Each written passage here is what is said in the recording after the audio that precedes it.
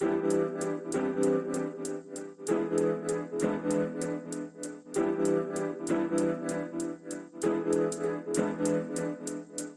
to Women on the Glow, a conversational, introspective look at the entrepreneurial journey of women in business. Through our dialogue, we will ask questions that provide a unique perspective to our audience. We will be talking to women in diverse fields, sometimes non-traditional, and those who have obtained heights that inspire our audience. Welcome to Women on the Glow.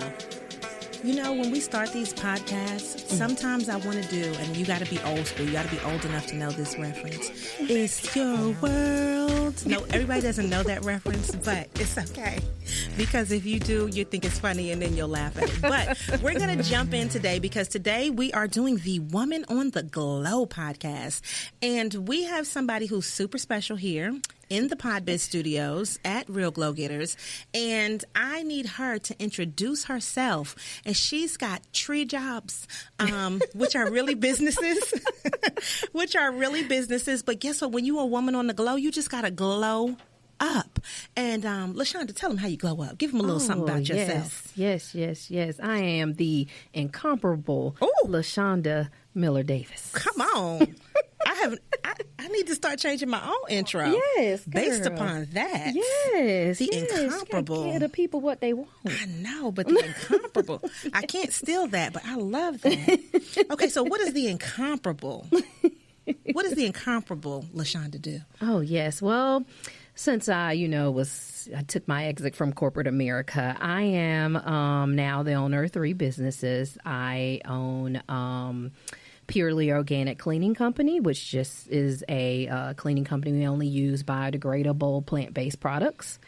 And also the HRER consulting firm. I use my 20 years of HR experience to consult and help individuals as well as small businesses navigate through the waters of HR. And I just recently became a real estate agent in the Raleigh Triangle area. That is amazing. Now, as if you didn't have enough to do. Yeah, I got lots to do.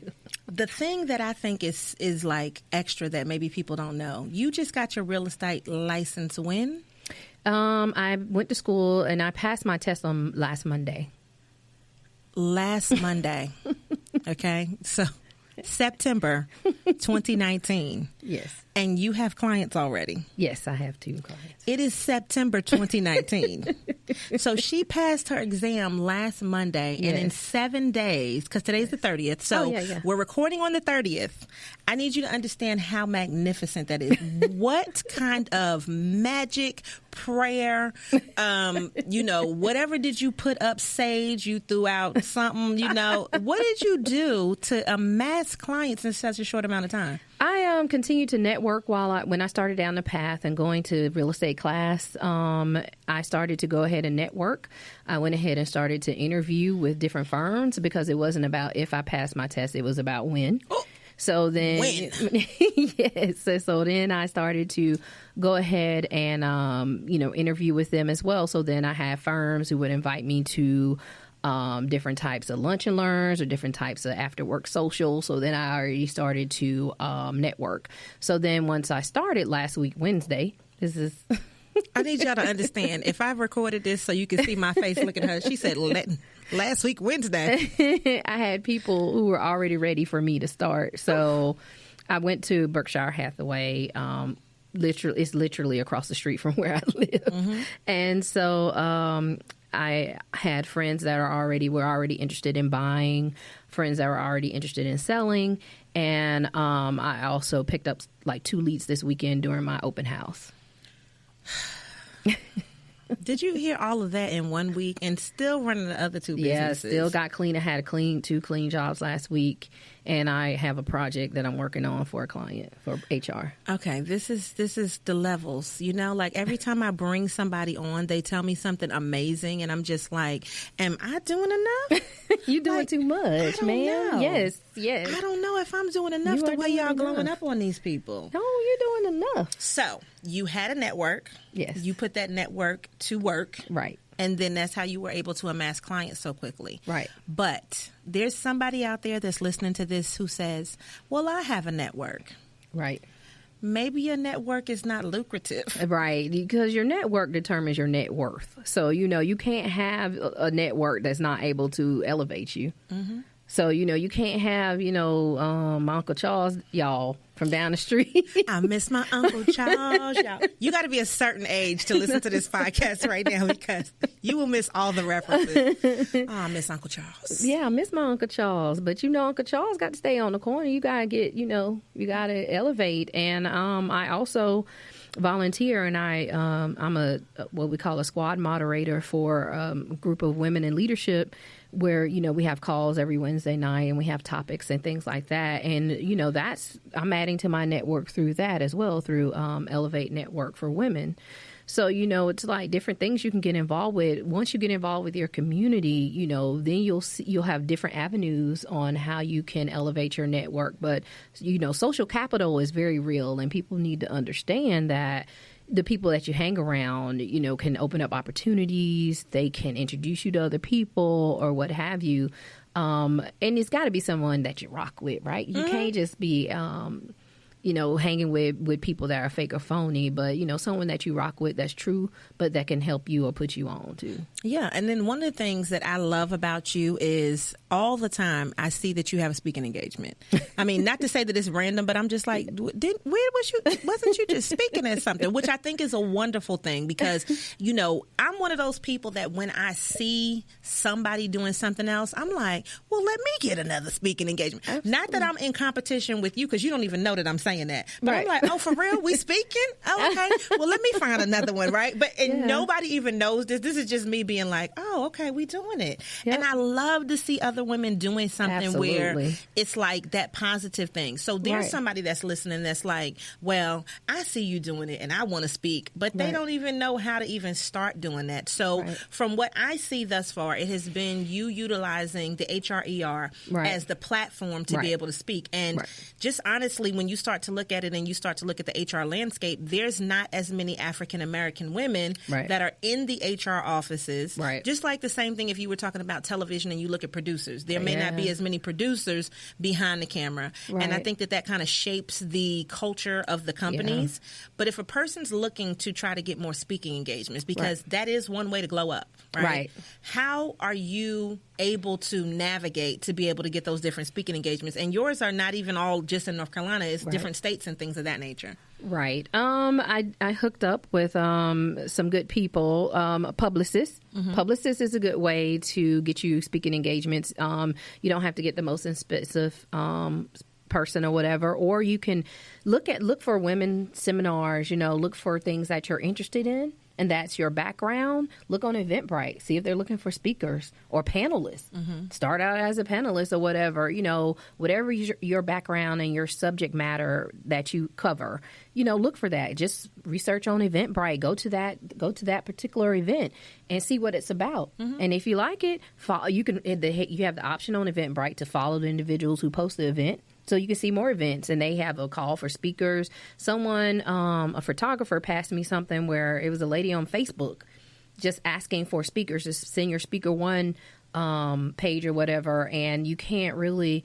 She didn't even ask for like a speaker reel because that's a whole different level, right? Mm-hmm. So, but just look, use your resources and research. Because that's what I did. I went to an event, and then I linked up with the person that was giving the event.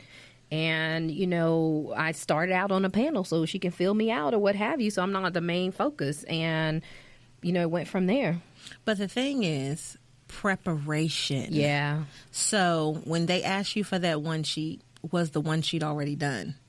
When they say, oh, okay, well, you come to this thing. Now, my biggest thing that I find that bothers my nerves tremendously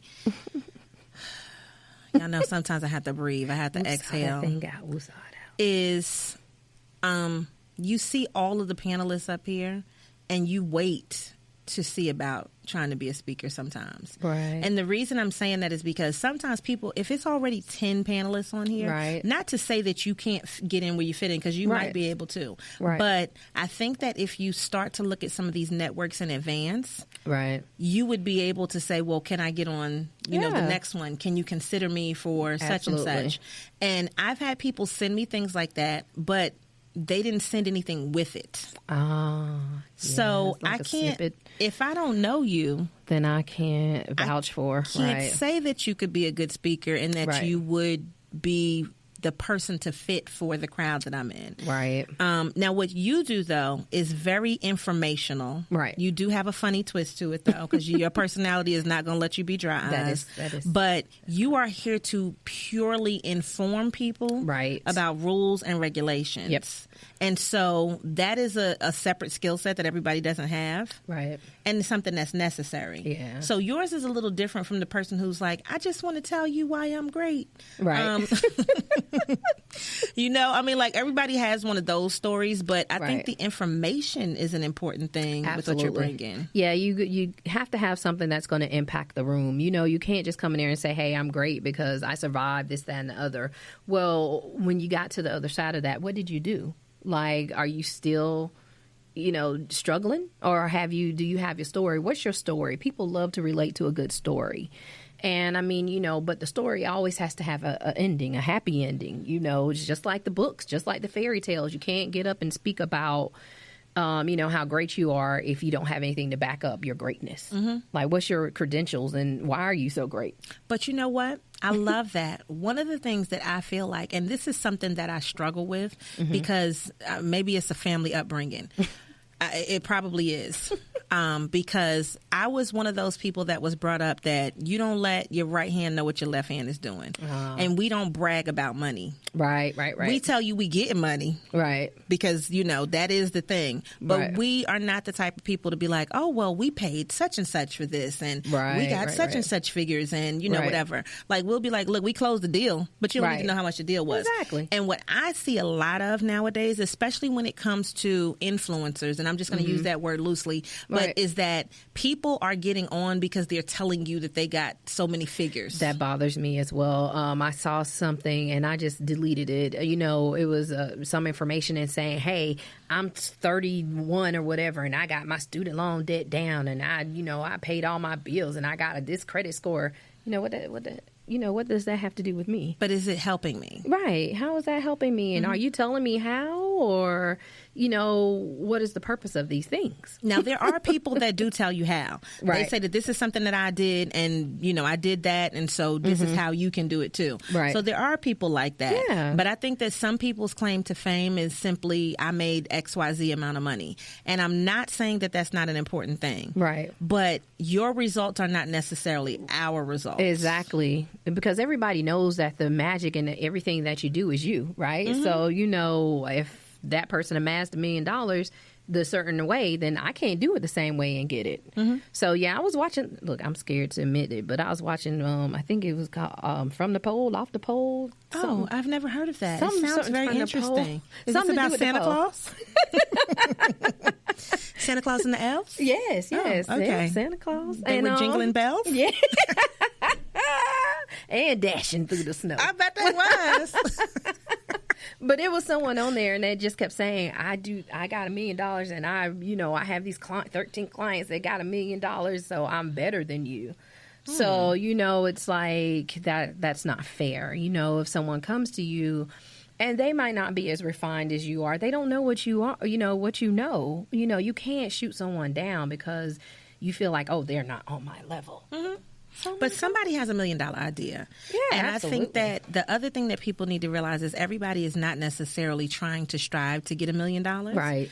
Sometimes people just want to pay for their kids to be able to go to a practice somewhere. Right. Ballet, football, baseball, Right. cricket. I don't know who wants to, but somebody kid wants to go to cricket. You know, there are simple things that people want to do. And I think that sometimes when we talk mainly about money as the focus, it is not putting as much emphasis on the work that it took to get there. Absolutely. And I think that what you do gives people a work ethic. Yes. Because, I'll be honest, I do a lot, but I'm like, wow, you have 3 totally different businesses. Everything that I do is still in the same realm of each other. If we talk about entertainment to podcasting and doing videos or events, all of that's in the same realm. Right. So to take off, that to have these other businesses that to me all require a lot of attention. Right. I think that's admirable. Thank you. Yes, girl, because I be stressed out. Now I'm not gonna lie. One day I'll wake up and be like, you know what, I'm gonna close the cleaning business and focus on